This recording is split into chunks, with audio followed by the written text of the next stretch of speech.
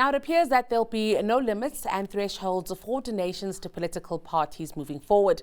This as the ANC has withdrawn a proposed resolution that would have averted this. But NGO My Vote Counts has launched an urgent application in the Western Cape High Court to ensure that limits and thresholds for political party funding are adhered to. Joel Bergman, who's senior researcher at My Vote Counts, joins us with more detail. Joel, an absolute pleasure. Thank you so much for your time. Thanks so much for having me. Joel, this is quite a layered one. Maybe let's talk about the Electoral Matters Amendment Act. And at this point, how it does seem to be have us move in the wrong direction in terms of very, very important provision around party funding. Sure. So when the Electoral Matters Amendment Act came into being, it immediately removed two key provisions in our Political Party Funding Act. The one is the disclosure threshold. So before last week, if a party received a private donation of 100,000 Rand or more in a given year, it would need to disclose that. There was another key limit in the Act, which is the 15 million Rand donation cap per donor per party per year. With the signing or the commencement of that Act, those limits have been immediately removed. So we are technically now in a period where people can make donations to political parties of any amount. There's no legal obligation to make that to make these disclosures to the public. I must ask you then, around the issue of the motivation around this, Joel. And now the reason I ask this is because, it's not long since we had the political party funding bill put through and, enacted. And now it looks like we have a new piece of legislation that immediately counters that. It does speak to maybe a lack of coherence, or, is this just what happens in election years? So this gap, so we're calling it like a lacuna in the law, which we, along with many other people, have been warning Parliament, the President about, that this was an entirely avoidable situation. But it's not, the law won't always have this lacuna in it. The Parliament will pass a resolution and the President will then have to make a proclamation on the limits, which will put things back in place. But the problem is that we are now in this window period, right before, as you mentioned, a very competitive election where private funds can be flowing into our parties and we would be none the wiser. And I want to speak about that because, of course, we are just, I think, over 2 weeks away from this election. Joe, what can happen between now and then, the 29th of May? Or will some of this also be dealt with maybe retrospectively, forcing political parties possibly to disclose certain things after the fact?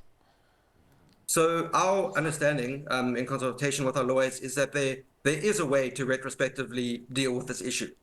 We are actually going to court in August, where we are challenging the Political Party Funding Act on various aspects, and these new issues will now be supplemented in that application. The problem is that, as we all understand from the history of South Africa in its recent past, the private sort of unfettered movement of money into our political space has had very devastating effects. And in this period, parties could be bought. It's that simple. We have opened a window that was not necessary to open. I also want to touch on, the National Assembly's role here, Joel. I think it's an important one. There was this bill enacted, I think, moving into effect on the 8th of May, if I'm not mistaken. All of this with the National Assembly's awareness. Is there something to be broadly concerned about here where the role of the National Assembly has been?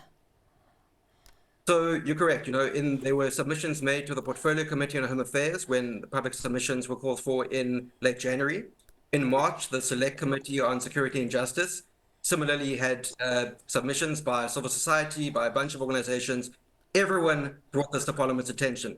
There's no, it's not a question that the court needs to decide whether there is currently a lacuna in the law.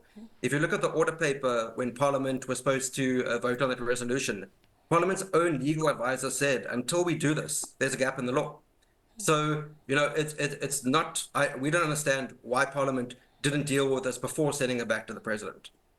I must then ask you, one of the things that you've mentioned as My Vote Counts is the fact that we are a constitutional democracy, and this seems to be a very important part in how this all works in terms of party funding. Joel, just help us understand that a little bit more. Sure. So when My Vote Counts went to court back in 2018, and the Constitutional Court ruled that having this type of information, the private funding of political parties, is essential to exercise one's rights, one's political rights, when they're making decisions in voting, but also more generally around which parties you want to sanction, which parties you want to support. So the courts have established we have this important right. And with the stroke of a pen, this has essentially been removed for the period that we're currently in.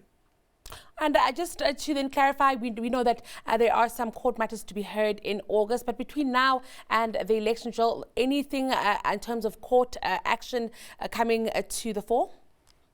So our case was that we were in court for last Friday in the Western Cape High Court has now been set down for the 17th, this Friday, okay. Where we understand the matter will be heard. Parliament is scheduled to pass its resolution or to vote on the resolution on Thursday in its order paper. So it's unclear as to how things will unfold this week, but we are still planning for court action, and we hope that the court rules in our favor and immediately closes this gap, because we've asked for immediate interim relief to deal with this particular issue. And before I let you go, Joe, I think for the sake of our viewers and also just where we are leading up to this election, I do believe that My Vote Counts does actually have a tool where, a political party funding disclosures can be seen. Where can that be located? That's right. So it's a tool called Whose Vote Counts. It's on our website on www.myvotecounts.org.za.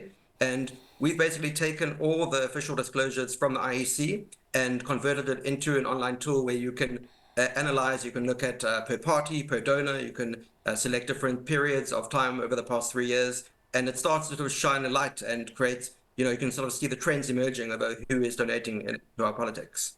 Well, Joel, certainly very useful, specifically over this time, but also just genuinely thank you so much for your time. It's been a pleasure hearing from you.